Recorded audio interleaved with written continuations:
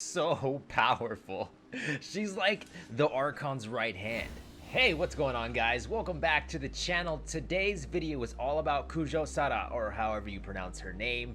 And in this video, we have her skills and everything about her constellations leaked. So we're gonna get into that today. There's a lot of cool information with her kit and how she's able to do a lot of different things. If you guys like people like Fischl, if you like Kaching, if you like DPS characters that are also Electro, you're gonna want to stick around to check out the entirety of her kit, because there's something special in there that I think you're really gonna enjoy. But wait! Before we get started, be sure to drop a like on the video, and without further ado, let's get into it. So miHoYo finally decided to add to their roster of Electro characters. We all know the beloved Fischl, yes. The Electro bow user who does ridiculous amounts of off-field damage, crazy support, can also main DPS if you build her the right way and if you get the right weapon for her. Amos's bow is one of the best options for her if you have her. She is a great option. Also, you guys know Beto as well. Another awesome character, can do crazy amounts of damage if you build her correctly. And of course, everyone's favorite, Lisa. Okay, that one's kind of a joke, but hey, I'm not gonna hate on Lisa, okay? If you actually put a lot of investment into Lisa, she can do okay on the battlefield. Now, should you main DPS her? Probably not. And of course, we have Queen Kaching. I don't have Kaching in my party. However, she is a crazy DPS, or sub DPS, however you want to use her. But that being said, we're finally adding more to the roster, and today it's going to be all about your girl right here, Kujou Sara.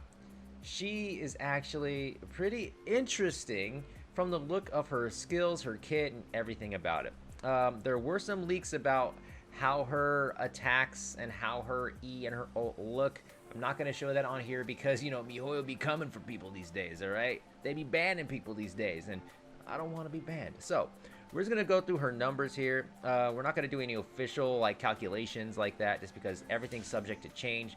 So that's speculative at this point. But we're gonna go over her skills and constellations because there are some things in here that are going to make her a very powerful asset in your team, especially if you liked Electro DPS characters. First of all, we know her name, we know what she looks like. She's a bow user and she's Electro. Fantastic. Easy. Her stat that scales with her is attack, going up to 24%. Here are the materials that she needs for Ascension. Right here, we have the Storm Beads, not to be confused with a different kind of beads, okay? And then also we have the Dendrobium, whatever you want to call them. They're not hard to find. They're all over Inazuma. Go look for them. Okay, first up, we have 5 consecutive attacks with the bow. Once again, she's a bow user, if you didn't already get that, or if you didn't hear that part. Alright, so her aim shot is a regular aim shot. It's not like a 2-charged aim shot like the 5 stars have. But she does electro damage with her aimed shot. Nothing special in here with the damage scaling, so let's go ahead and move further down the list. So her E ability is a little bit of a mouthful here, and it could be a little bit confusing, so I'll just explain it to you. We'll read it real quick, and then I'll explain it quite slightly. Okay, so gains Crow Feather for 18 seconds, and when Kujou Sara fires a fully charged aim shot, Crow Feather cover will be consumed and will leave a Crow Feather at the target location. Crow Feathers will trigger Tengu Jurai ambush after a short time, dealing electro damage and granting the active character an attack bonus based on Kujou Sara's base attack. The attack bonus from different of this skill will not stack, and their effects and duration will be determined by the last Tengu Jurai take effect. So basically, it says she retreats rapidly. So as soon as you hit that E ability, she does a short teleport backwards, okay? And then you get this Crow Feather cover for 18 seconds. And basically all it is just that allows you for the next 18 seconds after you hit your E, you're able to fire this fully charged aim shot that will get you this attack bonus. And that's based off of the base attack. So at level 1, it's 42% off of the base attack. And then Folk Crowfeather will trigger an ambush after a short period of time. So it's electro damage in that area. So you'll get 125% damage at level 1 after a short time, whatever that means. So you're getting that boost in damage to base attack, and you're also getting this extra electro damage there. All right. So the duration is 10 seconds and the cooldown is 10 seconds. So just so you know, you got to be a little bit quick with that. As soon as you do that charge shot, just be ready, okay? You can time things right for your damage loot depending on how you want your attack sequence to be. Okay, that being said, like I said, this could be a little confusing, I get that, but that's basically what it does. You're just basically doing a short teleport, charged attack, attack bonus, and then a little bit of electro damage in the process. All right, got it? All right, next, her ult.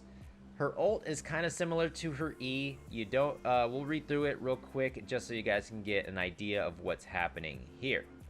All right, so it lays down a Tengu Jirai Titan Breaker, dealing AoE electro damage. Afterwards, this Tengu Jirai Titan Breaker will spread out into 4 consecutive Tengu Jirai Storm Cluster, dealing AoE electro damage. So you do your main one, and it does big AoE damage, and then that breaks up into 4 different hits of AoE electro damage once again that are a little bit weaker. All right, I think that's pretty easy to understand. All right, Titan Breaker and Storm Cluster will allow the active character to receive the same attack bonus as her E, but it does not stack. So remember that. You get the same attack bonus ratio here, so you level this up and it basically adds to the overall damage output of your character. So you get this thing up to level 5 without any boss materials, right? That's pretty simple to do. So if you get this to level 5, your total attack bonus for that short duration is going to be 56.9%, so almost 57%. All right, so you guys look here, the main damage here scales pretty high. It's 409%, so that's a 4x of the damage. And then the storm clusters around it are 34%, starting at level 1. At level 5, 542, and then 45%.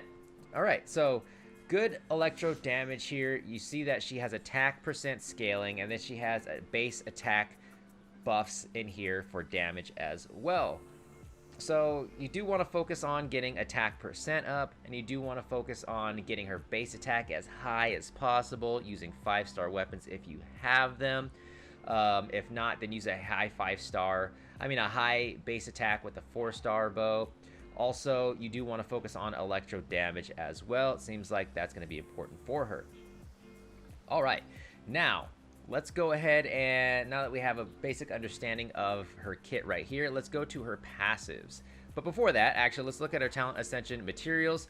She uses the Elegance Scrolls, so just so you know, that's what she's going to need. And also, this other item that's currently not in the game. I'm not sure what it is or where we're going to be getting it from yet, but look out for these. I'm pretty sure we'll be updated soon on that. If you guys know what that item is, leave a comment down below. Let me know and let everybody else know that watches this video.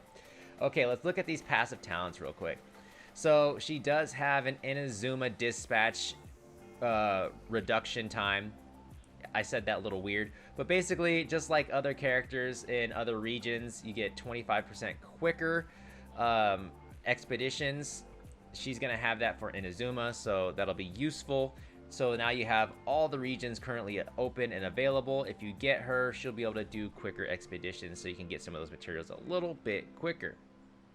Next up, her second passive is when Tengu Jedi grant characters attack bonuses or hits opponents, the cooldown of Storm Call is decreased by 1 second. This effect can be triggered every 3 seconds. So getting quicker cooldowns means more overall DPS. Love to see that.